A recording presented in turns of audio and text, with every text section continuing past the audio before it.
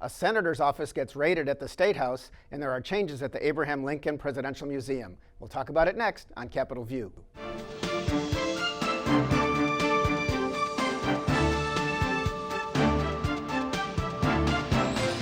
Welcome to Capitol View, the program where we talk about state issues, sometimes federal issues, and how they just might affect your life. I'm Bernie Schoenburg from the State Journal-Register.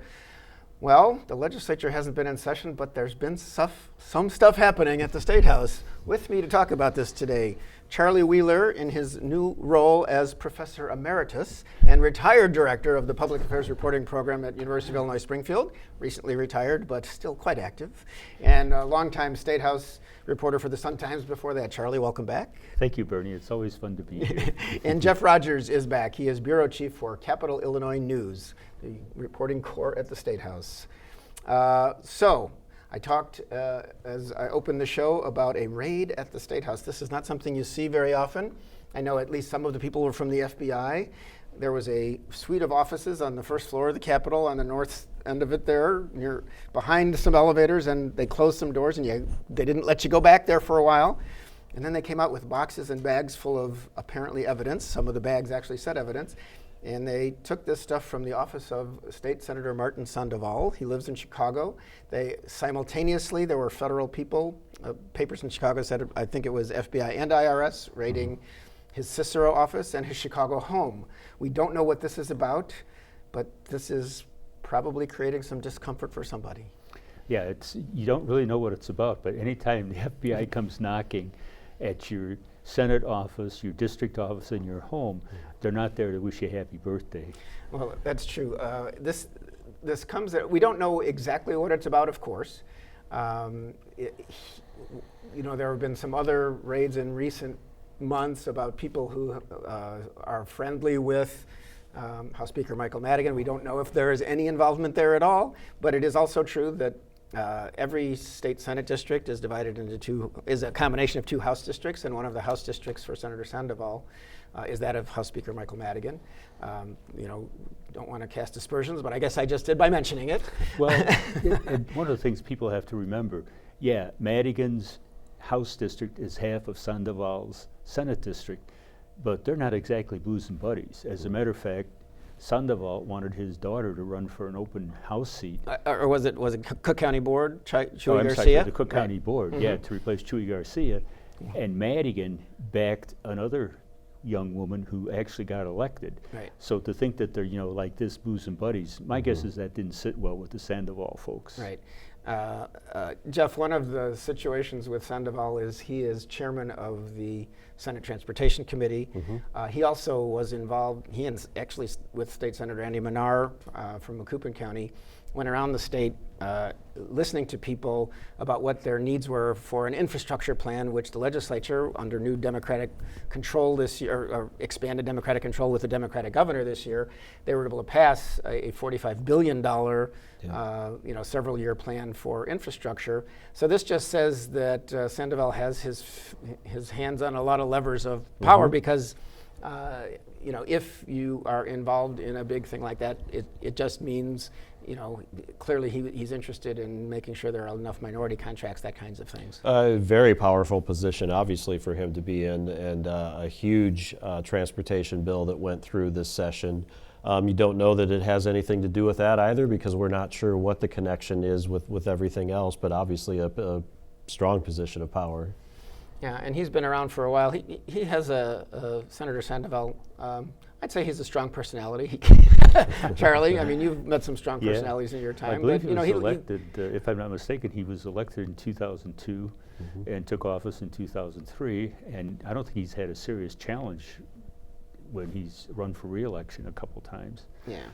So this does come at an interesting time. There's another Democratic State Senator, Tom Collerton, who remains in the Senate but has been indicted and has said that he didn't do anything wrong, but we know that the allegation there is that he had a job with the Teamsters Union that was like a no-show job where he's getting paid to work little or none. He denies that and claims that it was another Teamster boss who was in trouble, who just told this story about him that isn't true. And he is a distant relative of Senate President John Cullerton. And John Cullerton was asked about the new charge, and he said about Sandoval, he just hopes that it doesn't have anything to do with what's going on in the Senate. So, and he didn't know beyond that. So I would imagine that Democrats are probably eagerly awaiting the veto session to come up, because it hasn't been a real good off season for Democrats. That's for sure. Yes, after so much got done during the legislative session itself in the spring. Charlie, we were talking just before we started to do the show that there was late in the week. There were apparently federal raids at the village halls of McCook and Lyons, which are a couple of suburbs of Chicago. There were also something happened in the village of Summit. It seems like we're seeing kind of an active, perhaps federal presence, but we have to find out more detail. All those communities are within Senator Sandoval's Senate district, and so you wonder what might be going on. Some of the scuttlebutt that I've seen posted online was that the suggestion was that Senator Sandoval was saying, if you get a lucrative contract, I should get a cut of it at kind of a well, I think the fee. Chicago Tribune quoted a source as saying something to that effect involving at least one company. I'm a sometimes guy. I don't like to get... you still don't want to cross the street, huh? Gotcha. No, I'm kidding. No, because they've done some excellent work. But yeah, that's a suspicion. And Sandoval has sort of a reputation of being a guy who's eager to make a deal and get things done. He was probably the lead force in the Senate behind creation of this massive infrastructure improvement program, which the state definitely needs. We've not had a real road program for 10 years. And so he lent his weight behind it. He was the lead actor or character in the series of statewide hearings, as you mentioned, where people came in and said, look, here's the problem with our roads, here's the problem with our bridges, our schools, our public facilities, we need help. And I think that effort was designed to highlight the fact that this is not just about Chicago, this is about the whole state and the needs all across Illinois, from Cairo to Rockford. Yeah, and a lot of it is like university campuses that have had deferred maintenance on so many of their buildings. And so you have a variety of new taxes that were also, or fees that were also passed to get this done, and primarily one of the gasoline areas tax. that Sandoval has been active in, and which some people look at with kind of a jaundiced eye, is he's been very vocal and very forceful in demanding that some of these projects and contracts be given to Latino contractors, minority contractors, not just Hispanics, but also black contractors, so that the opportunity to do this work is spread around Illinois' various social groups and not all concentrated in the usual bunch of old white guys. Yeah. Understood. Well, we will keep an eye on what's happening, and more to come on that. There are also significant changes are going on at the interesting and sometimes troubled Abraham Lincoln Presidential Library and Museum downtown Springfield. It's been through various interesting things, including having paid millions of dollars for a hat that is supposed to be Abraham Lincoln's, but there's a question of its provenance, a word I learned through this story, because meaning they're not exactly sure it was his, but the foundation of that library and museum bought a whole collection of items, including that $6 million hat, which I believe is not being displayed because of the questions about its origins. But within the last 10 days, I think it was on a Friday afternoon, Alan Lowe, who had been, I believe for 3 years, the executive director of the Library and Museum, who had earlier run the George W. Bush Museum, was walked out of the building and fired as executive director. And there's now a search on. The chief of staff, legal counsel, and chief operating officer are running things for the time being as they do a search. That was a rather interesting development, and we don't know what the origin of that one yet is either. Yeah, and that's the thing. Usually when someone is walked out like that, there's some fairly obvious reason why. And in this case, nobody seems to have a clue why he was summarily dismissed from his post.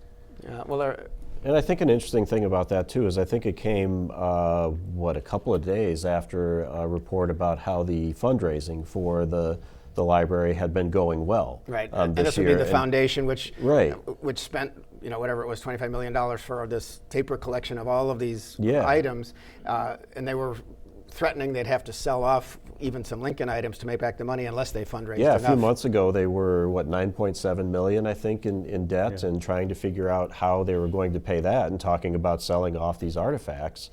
And then last week the report came out that they were doing well and they put the sale on hold and they were going to hold on to everything and just see how that fundraising continued to go, and then this happened. So Right. I don't know that it had anything to do with the other, but it's the timing of it is Yeah. odd. Well, I do know a person who sits in this chair on some weeks is Bruce Rushton, and I know he has reported in the Illinois Times that there have been some interesting times that certain items from the museum have been loaned to Glenn Beck, who I think that Alan Lowe knows because of previous political connections or whatever. And Glenn Beck used to be on Fox News and had some Lincoln items. I have no idea if that has anything to do with anything, but it made for some interesting stories in Springfield Sure. as to why is that happening.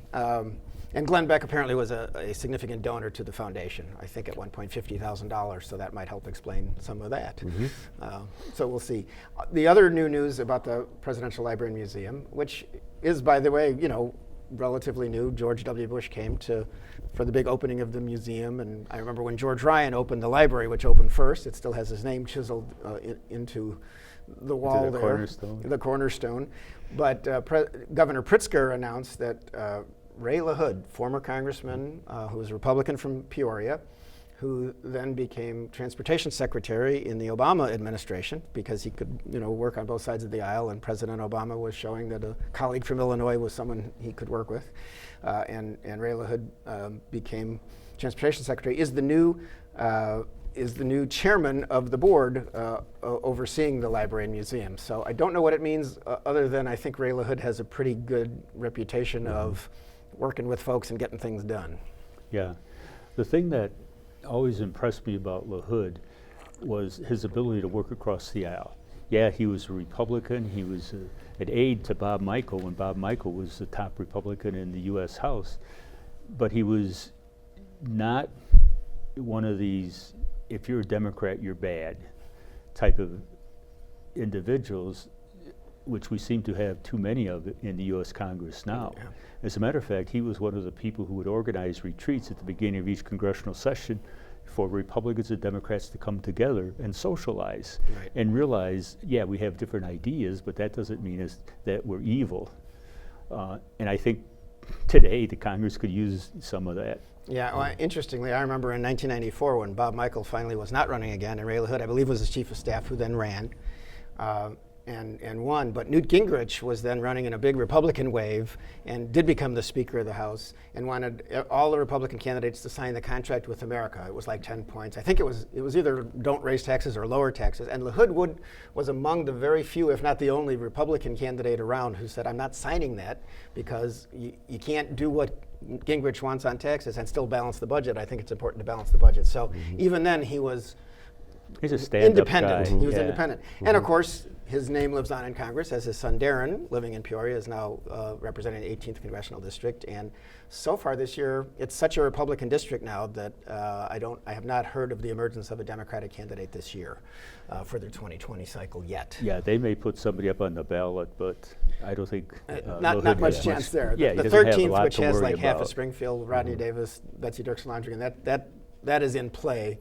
The 18th has not seemed in play unless the whole world turns topsy-turvy. Speaking of which, as we speak, and sometimes I talk about federal issues, as we are talking, a whistleblower report has come out in Washington, and Nancy Pelosi has gotten off the dime and decided that because of allegations and a conversation that President Trump had with the president of Ukraine, where he specifically asked for help investigating Joe Biden and his son, which Democrats see as asking a foreign government to get involved in our campaigns, but the president sees as a perfectly fine conversation, just asking for a country we give aid to not to be corrupt.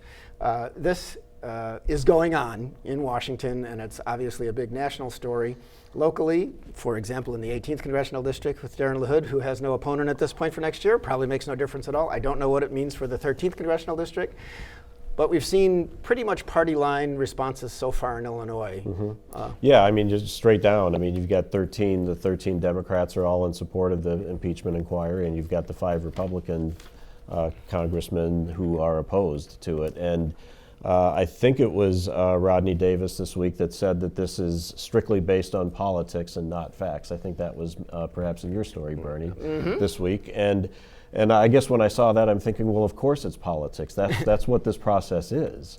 But I think there's a lot of, I'm not sure if there's a lot of facts there yet. I mean, we've got a whistleblower's complaint, which has some pretty strong detail about what the president would have said during that phone conversation and some other conversations. And then we've got the transcript, which, to be honest, it's kind of hard to tell how legitimate that transcript is, because we've had other cases before where some of those official reciting of documents and calls has not been accurate. Right, and this came out from the White House, but they don't tape these. Apparently, they don't tape these conversations anymore after the Nixon days, and so it's just based on notes. Although it did look like a lot of it looked like it was quotes, and various analysts said it sounds real. Yeah, I think generally they have about 4 or 5 different people who are listening in, and then they compare notes. So I think between 4 and 5 people, you should be pretty darn close to the equivalent of a taped conversation. But I think this is an issue that certainly Democrats feel is important enough to do the impeachment inquiry to get to what those facts are in this case. As this whole situation was rolling out, Rodney Davis did issue a statement. This was from Twitter. Democrats seem intent on impeaching this president no matter the facts, and again, putting the cart before the horse.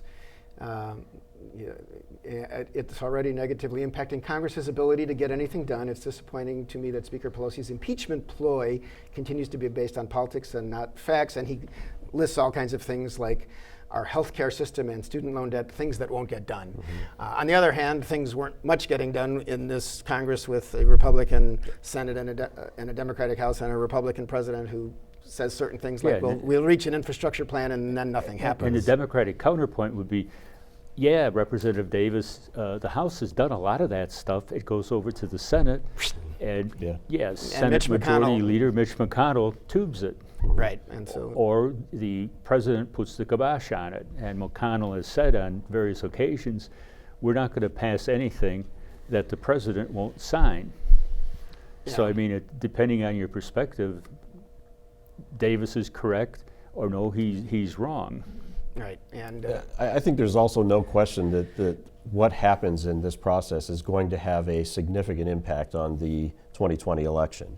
And I think there's got to be some motivation in that for Democrats to make sure that there's, at least in the House, some activity going on aside from that, because if it does have the appearance when you get to the election time that that's all the Democrats have been doing, that's a problem for that party.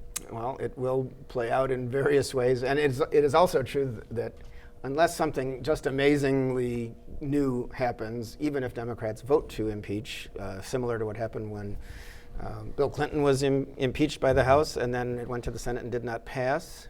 By the way, in the House, the person who had the gavel during the impeachment hearings was Ray LaHood when he was in Congress, just a side note. But if the Democrats do that and it goes to the Senate, obviously, you don't know if any Republican senators will vote to impeach the president, but it depends on, I guess, what the evidence shows from here on. But it would certainly takes a certain kind of political dynamite to get that to happen. It's hard to imagine that in this particular case that political dynamite would exist for that kind of a shift to happen on the Senate side. You never know, but that's why you go through these proceedings to see what you find out. Yeah, and a lot of Democrats have been calling for, now with having seen the conversation between the president and the United States president and that of Ukraine, many more Democrats, most of them in their caucus are now favor, the move forward toward impeachment. So we'll see what happens. Back at the state level, there was a hearing this week. Representative Deb Conroy of Villa Park is someone who has legislation to ban flavored e-cigarettes in Illinois.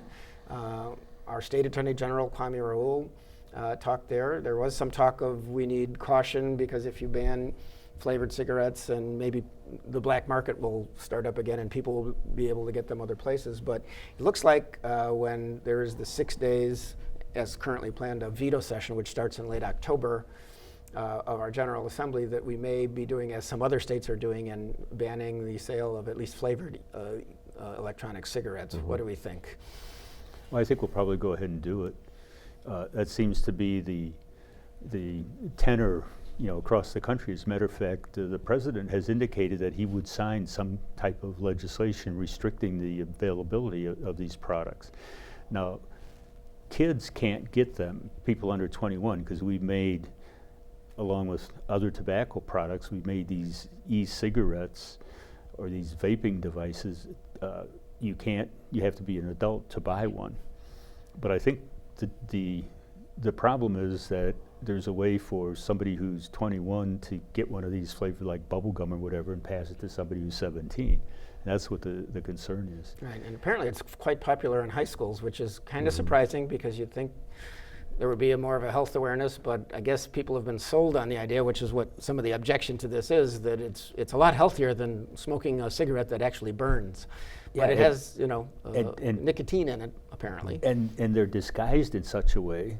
Some of them look like thumb drives. I saw a picture online the other day, a kid with a hoodie, and the strap hanging down here had one of those on the end of it. It looked just like an oversized buckle. Yeah, yeah. I haven't been able to tell yet if there will be a lot of competing talk of overregulation or not. I know Juul is a big company, and their CEO just stepped down, and they're having changes, and they said they're going to quit advertising. So obviously, there's big changes in what has been a very fast-growing industry. And there was discussion from an organization of people in the industry at this hearing this week.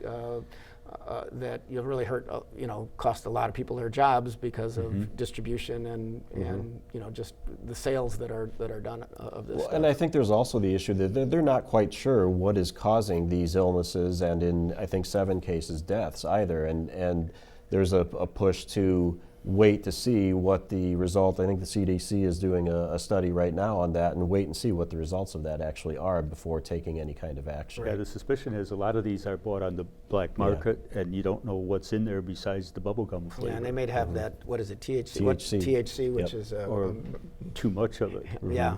Although I find a certain irony. We've had these hearings, and bills have been introduced, and everybody's up in arms because of this vaping crisis. And actually, there was one person in Illinois so far has died because of vaping. On the other hand, there's not that same sense of urgency about doing something for gun violence. So we've had one vaping death in Illinois. Wednesday, a couple days ago, there were 8 wounded and 2 killed in gun violence in the city of Chicago. So as I see, I don't see a proportionality there. But as you know, and as we know, that with the very strong emotional feelings about guns and gun laws, and the vaping industry, nationally and regionally in Illinois, the vaping industry doesn't have the same kind of political clout as the National Rifle Association, obviously. Absolutely, that is true. There was an interesting announcement this week for the farm community. Governor Pritzker announced that Taiwan has a deal to buy $2.2 billion in corn and soybeans over 2 years, in 2021 and 2022, kind of going around what's going on nationally. I don't know exactly how all this works, but it certainly sounds like good news. It's great news for farmers who are really struggling with the tariffs, the trade war that's going on.